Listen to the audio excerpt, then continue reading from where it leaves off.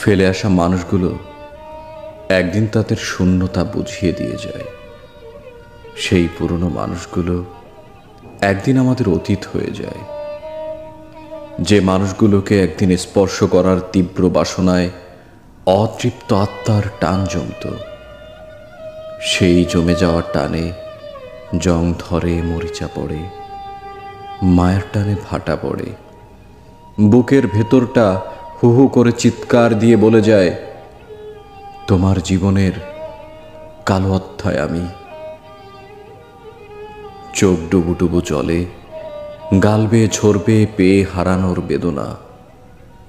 যে মানুষের মেসেজ কলের আশায় আশায় সেকেন্ড, মিনিট, ঘন্টা পার হতো, তারা আর কল করবে না। অপেক্ষায় থাকতে থাকতে তাদের মস্তিষ্কের স্নায়ুকোষ থেকে আমরা কখন বের হয়েছি বা বের করে দিয়েছি তা কখনো হিসাব করতে বসিনি।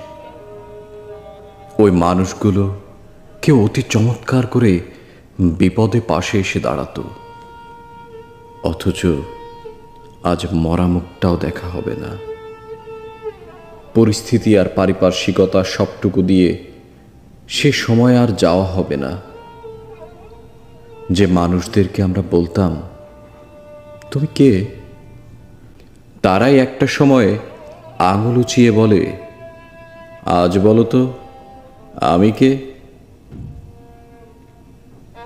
আমরা সবাই অতীতের দিকে তাকিয়ে দীর্ঘ শ্বাস ফেলে যে যার বাস্তব জীবনে ফিরি, কিন্তু অনেকেই মুভ অন করতে পারে না।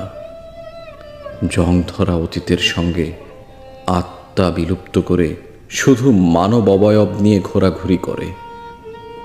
জীবন চলবে জীবনের গতিতে, জীবনের ছন্দে, আনন্দে, কিন্তু ওই মানুষগুলো আর আমাদের না।